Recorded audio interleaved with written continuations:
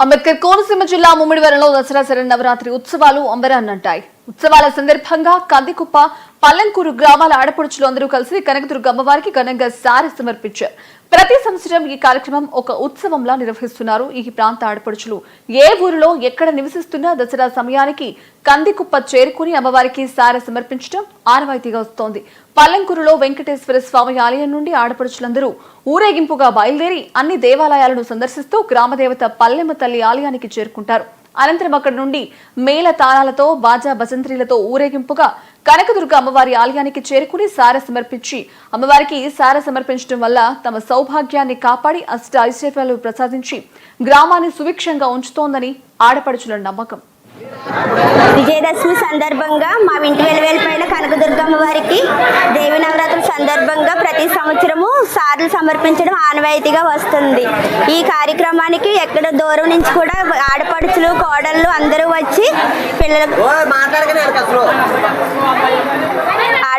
కోడళ్ళు అందరూ వచ్చి ఈ కార్యక్రమంలో పాల్గొంటాము. ఇలా చేసుకోవడం మాకు చాలా ఆనందంగా ఉంది.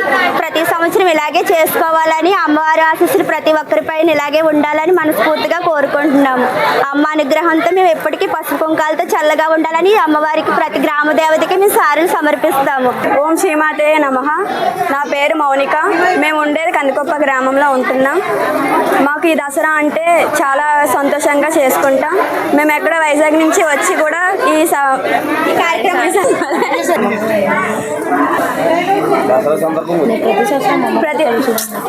ప్రతి వైజాగ్ నుంచి వచ్చి ఈ కార్యక్రమాన్ని ఒక 5 సంవత్సరాల నుంచి స్టార్ట్ చేసాం. ఇది ఇలాగే ప్రతి సంవత్సరం అవ్వాలని కోరుకుంటున్నాం. ప్రతి సంవత్సరం మేమందరం కలశాలతో, చీరలతో, అన్నిటితో ఈ అమ్మవారిని దర్శించుకుంటాం. మాది పల్లంకూరు గ్రామం అండి. మేము కందికొప్ప గ్రామం వాళ్ళతో కలిసామండి.